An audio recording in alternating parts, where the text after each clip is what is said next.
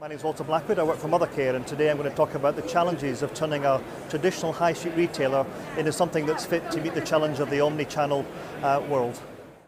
Thank you very much. Good afternoon, ladies and gentlemen. Thank you for staying this long. I see the sign behind that says bar, so I suspect I should try and keep the pace of it going. My background, which wasn't really described there, has been in the direct delivery business for quite a long time. So I was, too many years ago, director of Grattan and Freeman's, worked for Littlewoods and Shop Direct.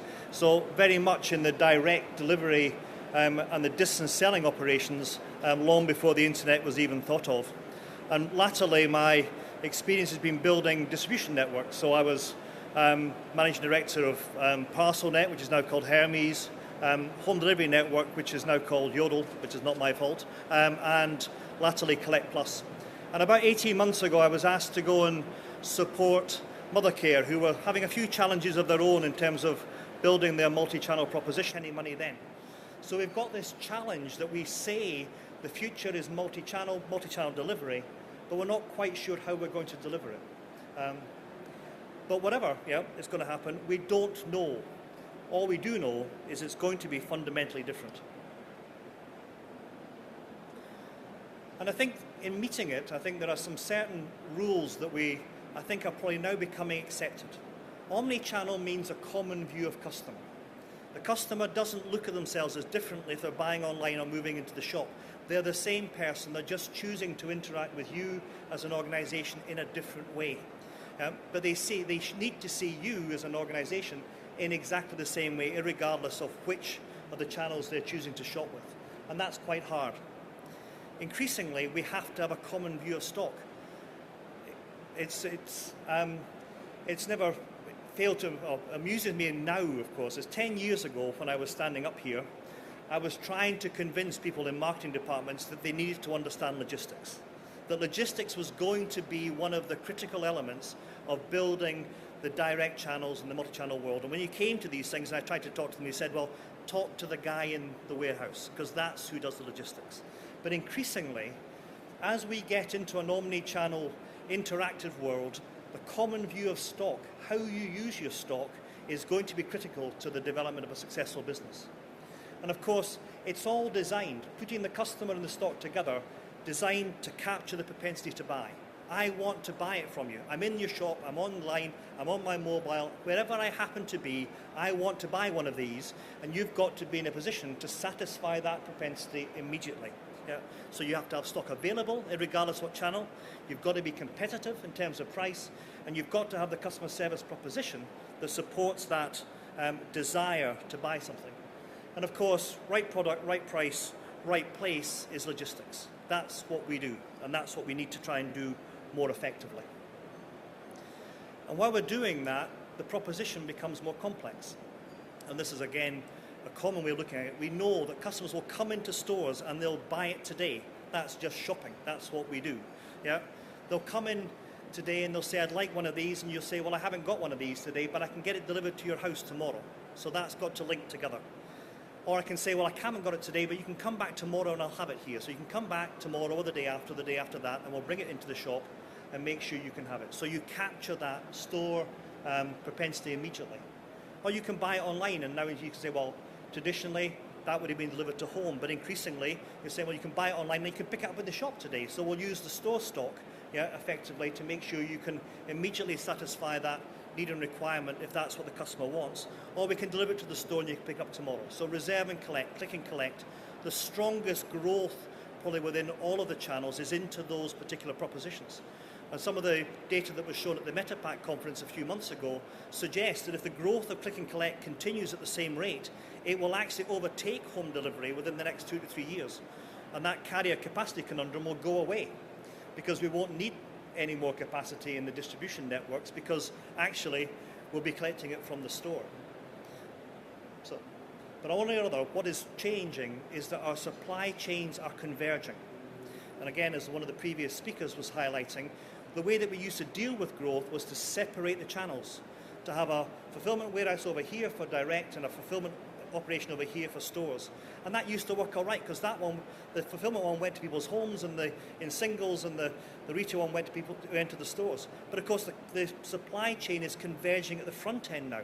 So customers are buying it and picking up in the store. So do you know what's in the store? Do you have that visibility? And why have you got 2 warehouses anyway? And that's a critical challenge in looking at the future development of the logistics process. So logistics as a process used to be invisible. If you walked into a store and you sat looking for a t-shirt, and they didn't have the t-shirt that the buyer expected to have on the shelves 3 months ago when the whole thing started, you would never know. There was always a t-shirt there, there's always something to buy. You go into Sainsbury's, there's always tin of beans, but it may not have been the proposition that the retailer expected or wanted to present when they were setting up their season's plans. But of course now, the logistics process, whether you've got it in stock, whether it's in the right place, whether you thought it was in one place and actually it isn't, is suddenly visible to your customers. They are aware, because you said I could pick that up at 2 o'clock this afternoon if I came down to the shop. Why isn't it there? You said I could have it tomorrow afternoon before 2 o'clock. Why haven't you delivered it? Yeah? Where's it gone? Why haven't you got better control over that? Why haven't you got better control over your carriers and your logistics suppliers? And that means that that's visible. And of course, increasingly, when you get it wrong, they tweet about it. And they tell everybody else that you got it wrong. So understanding those logistics processes is critical. We've got to understand whether or not we're going to integrate, segregate, what are we going to do with stock? Are we going to have a single warehouse, and where or in the stores, how are we going to separate our stock and make that stock visible to the customer? Because when you make that decision, you're making a very fundamental promise about where is your free stock, how flexible it's going to be. So you say, all right, well, let's put it all in the shops. Well, I've got 250 shops, so if I put it in Aberdeen and I don't need it in Aberdeen, I need it in London, then how do I move it from one to the other? If I leave it in the store, in the centre where it's more flexible, then potentially I put a delay into the fulfillment of the promise. So understanding over time, both in terms of cost and how it supports that omni-channel customer proposition, it's critical to understand which of these are you going to operate in, where are you going to put your stock, and then critically, how are you going to make that available to customers? Are you going to allow a customer to buy the stock that you've got on the shelf? And of course, if you do that, and you have a process which says, all right, I'll make all of my stock. Common view means everything is available to the customer. And then you put an absolutely fantastic offer online that says 50% off this line, and they say, I'm going to have it and I want to reserve and collect it in store. Yep. And then you've just spent several £1,000s putting a nice marketing campaign and nice pictures in a new window, and by the time the customer comes and finds it on Saturday, all of the stock that supports it has all been reserved by your online customer, then you've got a problem. Because the customers, that your traditional customer will walk in saying, I'd like to buy one of these, and you say, well, I've got 240 of them, but they're all reserved. And so that decision, how you decide, how you drive availability through those different models is critical. Yeah? And one, that when you've made it, the risk is that you'll end up living with the consequences. So we've been tackling some of those issues and trying to understand how best to deal with it. And we've made some, I think, some pretty good progress in the last few years, and certainly the last 12 months. So we've got new web environments. We have Demandware sites for both ELC and Mothercare that went live last year, and they're being much more effective at driving conversion to the customers coming through. We've got our new mobile apps in place, and they are proving to be, again, enormously successful in bringing the proposition to the customer base and enriching the shopping experience. Yeah, if you may not be of that age, but the Mothercare app is worth looking at because it's got lots of interesting functionality, including if you want to have a random choice of name for your baby.